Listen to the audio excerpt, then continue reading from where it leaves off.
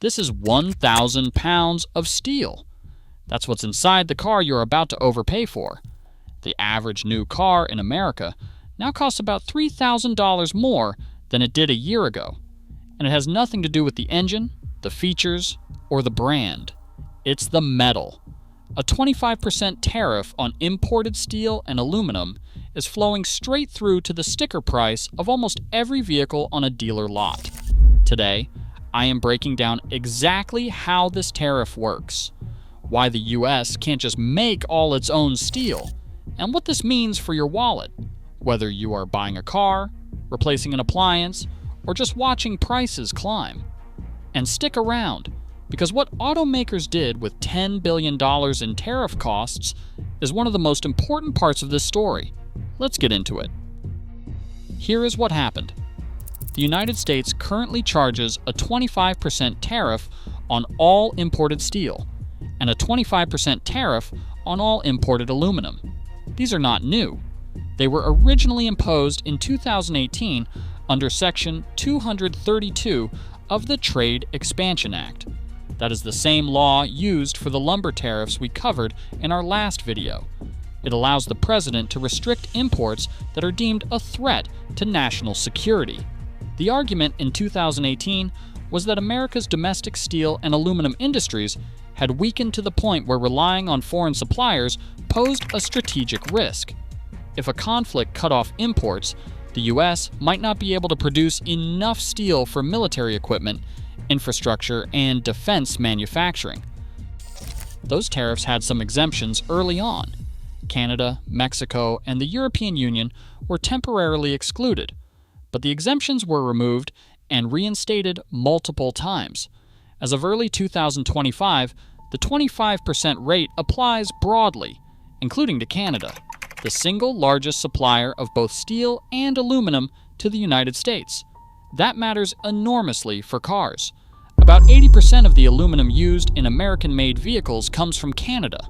So when the 25% tariff applies to Canadian aluminum with no exemption, it does not just affect some cars, it affects nearly all of them. That decision is about to show up on every car price sticker in the country. Here is why the impact is suddenly getting so much worse in 2026, even though the tariffs started years ago. The answer is in what automakers did with the cost and what they have stopped doing. A typical sedan uses about 1,000 pounds of steel, roughly 60% of the car's total weight.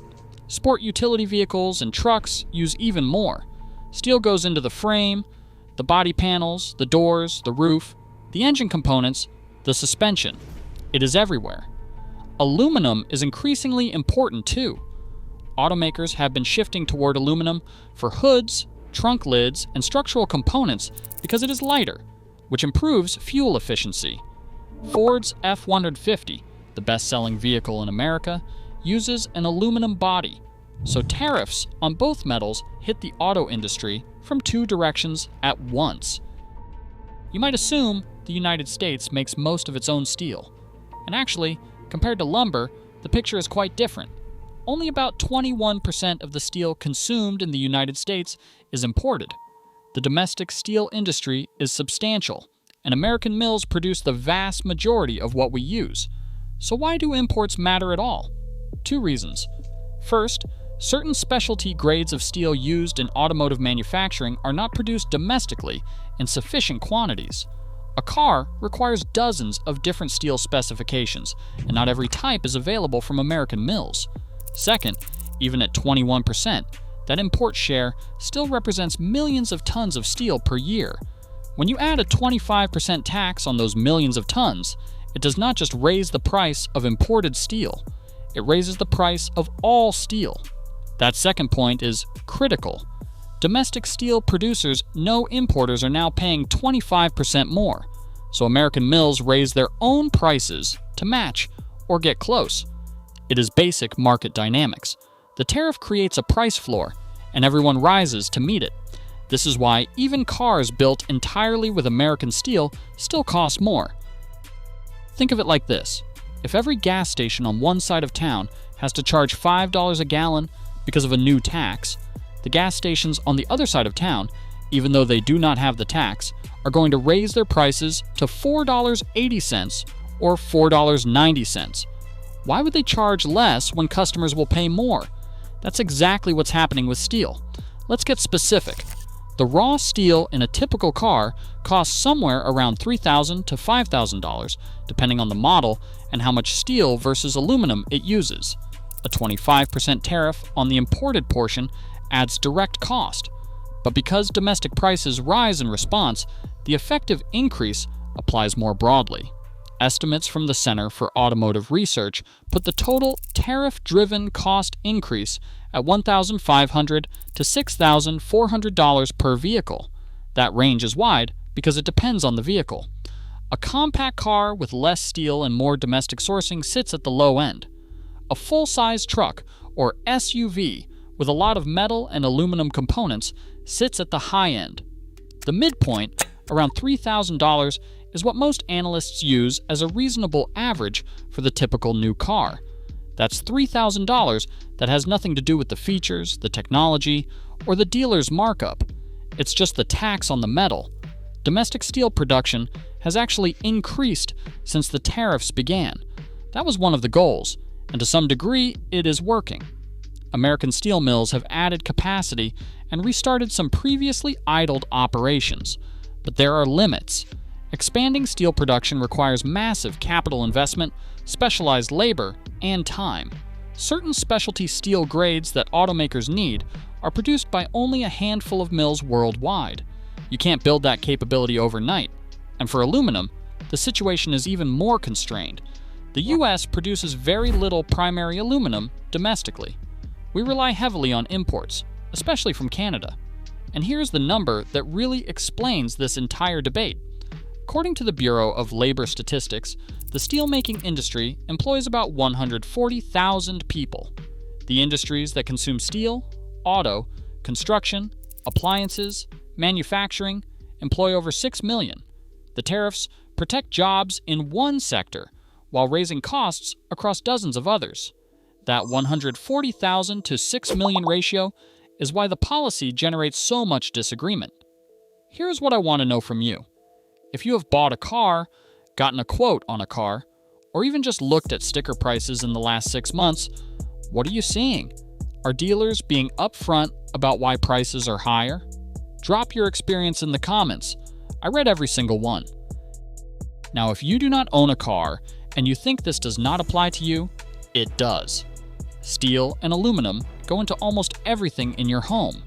Home appliances, like refrigerators, washers, dryers, dishwashers, and ovens all use significant amounts of steel. Industry groups report appliance prices have risen 5 to 10% as a direct result of metal tariffs.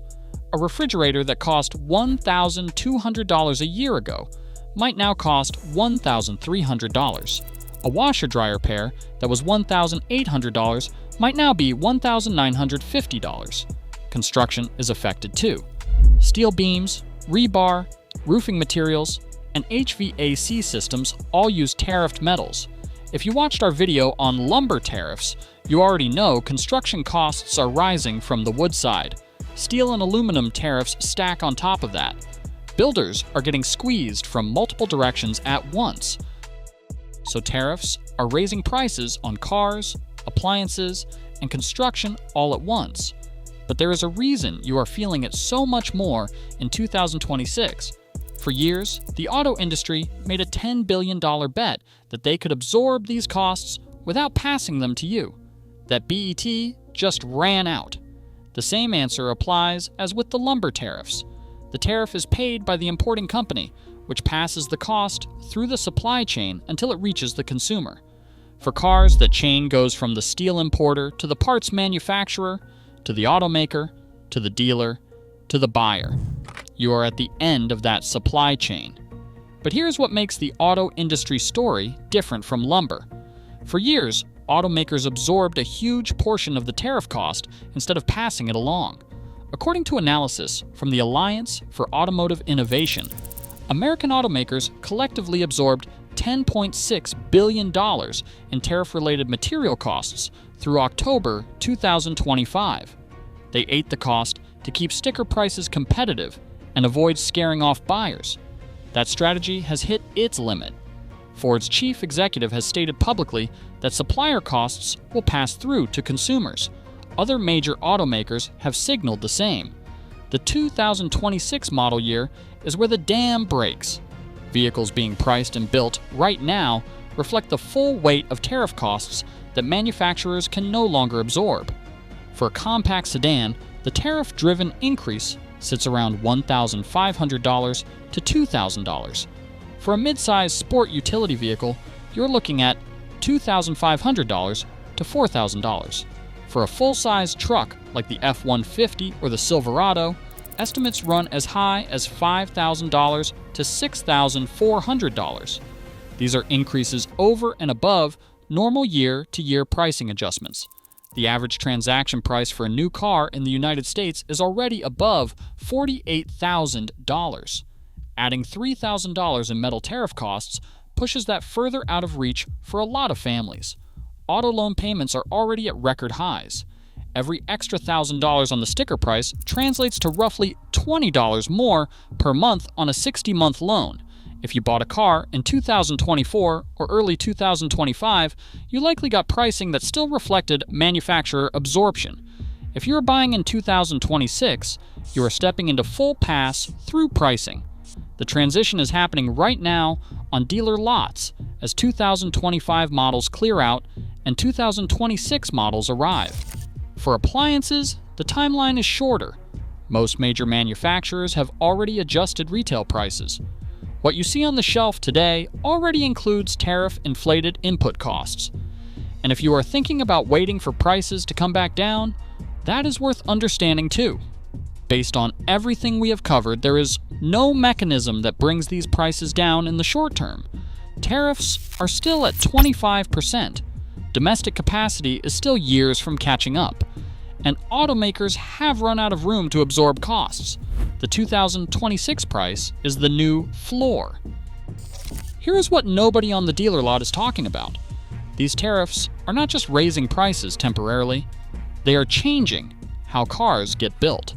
Some automakers are accelerating their shift to electric vehicles, partly because electric vehicles use less steel and more battery components that are not subject to the same tariffs. Others are exploring moving parts production to countries that have free trade agreements with the United States, effectively redesigning their supply chains to route around the tariff entirely.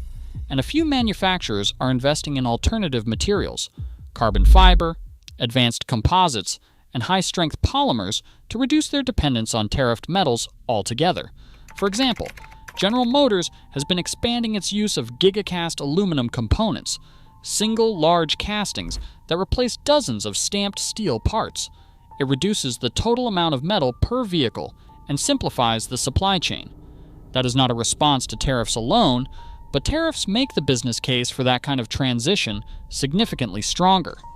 These are not quick fixes. Retooling a factory takes years. But every year, the tariffs stay at 25%.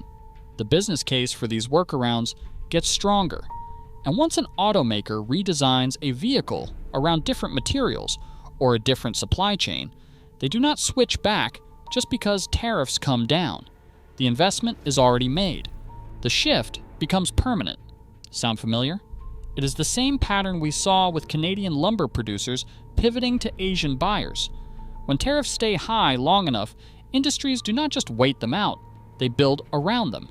And those structural changes outlast any trade policy. Let us bring it together. The United States charges 25% on imported steel and 25% on imported aluminum. Those tariffs raise the price of domestic steel too, because the whole market adjusts upward.